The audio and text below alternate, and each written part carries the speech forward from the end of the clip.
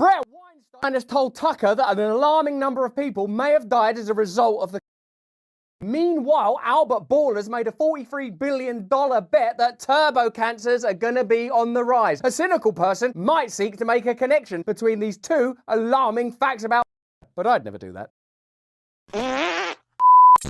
You will have seen, perhaps, Brett Weinstein on Tucker talking about how many people potentially died as a result of recent medical interventionism during the pandemic period. Indeed, we reported on that data capture from New Zealand that revealed that the figures could be as high as 17 million. Now, these are purely speculative figures at this stage, and I wouldn't like to posit anything other than that. But certainly we know that adverse events are extremely high. Certainly we know that reporting has been deliberately obfuscating and confusing around this matter. One thing that's for sure is that and their CEO, Albert Bourla, are pretty confident that there's going to be a turbo cancer explosion all around the world. And guess what? There has been recently, and this is a fact, an extraordinary and unprecedented rise of cancer in young people. And scientists are baffled as to what could be causing it. I wonder if it's comparable to the recent rise in heart disease around the world. Recently at a conference in Romania on the COVID crisis. And so there was a lot of work trying to unpack what we actually understand. I saw a credible estimate of something like 17 million deaths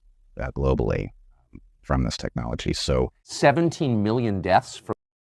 Those figures line up with what Steve Kirsch said when he was on our show pertaining to the New Zealand data breach, which obviously the legacy media are not reporting on. Well, when you scale up to billions, it's not hard to reach a number like that with a technology this dangerous. People's willingness to accept the erosion of their rights because of a public health emergency has allowed this tyranny to use it as a Trojan horse. It's something people need to become aware of. There are a number of features of our environment. Basically, they are blind spots that we can't see past. Vaccine was one. And I know I was an enthusiast about vaccines. I still believe deeply in the elegance of vaccines as they should exist. But I'm now very alarmed at how they are produced, and I'm even more alarmed at what has been called a vaccine that doesn't meet the definition. Because many of us believe that vaccines were an extremely elegant, low harm, high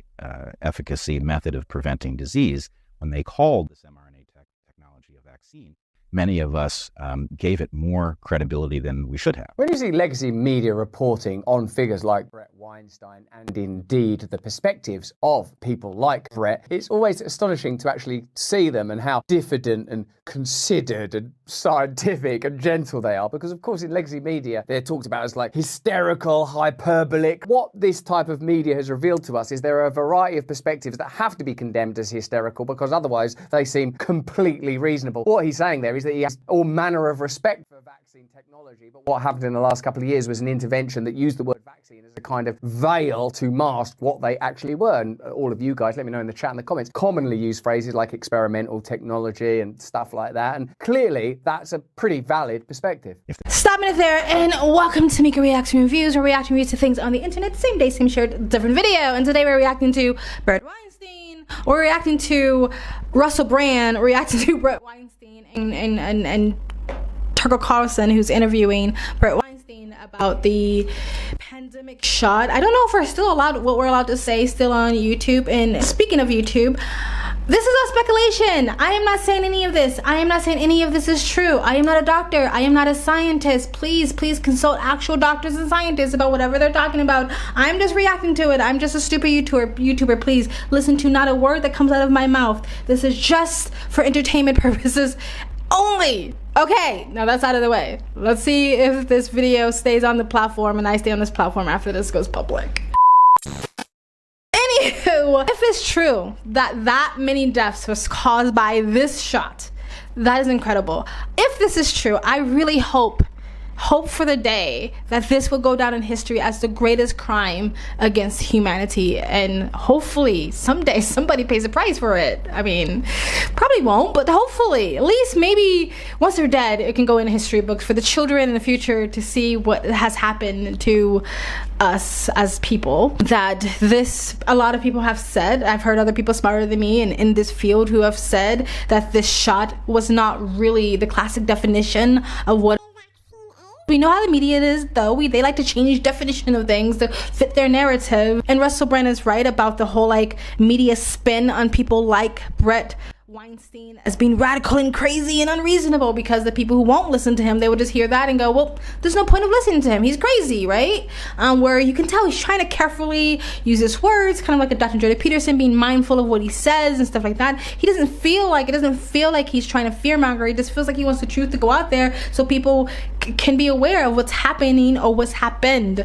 But anyway, let's continue. They had called it a gene transfection technology. We would have thought, wait, what? You know, that sounds highly novel and it sounds dangerous. And how much do we know about the long-term implications? Also, we know that there was so much marketing pumped into vaccines. You saw all of the musical numbers, the government campaigns. They didn't just plainly and pragmatically say, listen, this is a new technology that we have, give it a whirl. You know, in fact, all of the evangelism, hysteria, and zeal exist on the apparently rational side of the argument, where the counter-narratives, those that are inquiring, those that might refer to ourselves as the resistance, are a variety of characters, but many of them involve highly rational. But because they called it a vaccine, people were much more willing to. Ultimately, the mRNA vaccines are an example for that cell and gene therapy. I always like to say, if we had surveyed 2 years ago in the public, would you be willing to take gene or cell therapy and inject it into your body, we would have probably had a 95% refusal rate. What if we were to terrify you for a couple of years? Would you consider it then, oh, I suppose I'm terrified. And what if we shamed you? Oh, yeah, shame. I would. So opened many people's eyes to. Yes, it's suddenly opened a lot of people's eyes. That's part of the problem, isn't it? They went too far. They overplayed their hand. Many people's eyes are opening. To innovation in the way that was maybe not possible before. Claim that the vaccine wasn't even really a vaccine. We've seen people from within the industry saying it was extraordinary and admitting that they were opportunistic in their approach to this. Now, let's get into Pfizer's new moonshot, turbo cancer. All right, I'm gonna stop it there. Okay, so I'm not reacting to this whole video. I only react to 5 minutes of a longer video. So you want to hear Russell Brand talk about the new turbo cancer shot or whatever, you have to go in his channel and watch that video. That's a whole nother can of worms and rabbit hole that I don't know if we're even allowed to talk about on YouTube. So I'm just gonna leave it there. I want to go back to that one clip that the guy said, that one statement. I always like to say, if we had surveyed 2 years ago in the public, would you be willing to take gene or cell therapy and inject it into your body, we would have probably had a 95% refusal rate. Would you be willing to reject a cell or gene therapy into your body? Most people would have said no. What was the thing that everyone kept saying about the, like, everyone's consenting to it, but it's supposed to be informed consent? If you're not informing the people of what it really is, because you already said here, if we did actually inform them and we actually told them what it is, they'll probably say no. So we can't really inform them. We can't tell them what it is. We can't be transparent about it. Yeah, it's probably somewhere on a CDC website, but in media right in front of you, we can't really tell you. We have to manipulate you somehow so you will take this gene or cell therapy. So it wasn't informed consent. But Pfizer is protected. You can't sue them. You can't do anything. You can't take any repercussions for what has happened. By you consenting to taking it, you've consented to the idea that you can't do anything to them if you find out later they completely and utterly lied to you or you've been harmed by it in any way. The employers who force you to take it, or you will lose your job. You cannot sue them. You can't take any repercussions. By you taking it, you basically consented to that. It's like when you go bungee jumping, you sign a piece of paper saying, if I die, I can't sue this company or my family can't sue this company. It's the same thing when you took it. But you know, the media didn't tell you that. Again, I'm just slowly stupid, freaking low IQ YouTuber. I have no idea what I'm talking about. This is all just for entertainment and completely and utterly speculatory. Don't listen to me. Anyway, guys, tell me what you think of what Russell Brand said, what Brett Weinstein said, what I said in the comment section below. Please like, comment, subscribe, hit that bell to get the notifications when I do upload. All that really does help with the algorithm, guys. You can donate, helps me on this platform, and you guys have an amazing, beautiful day.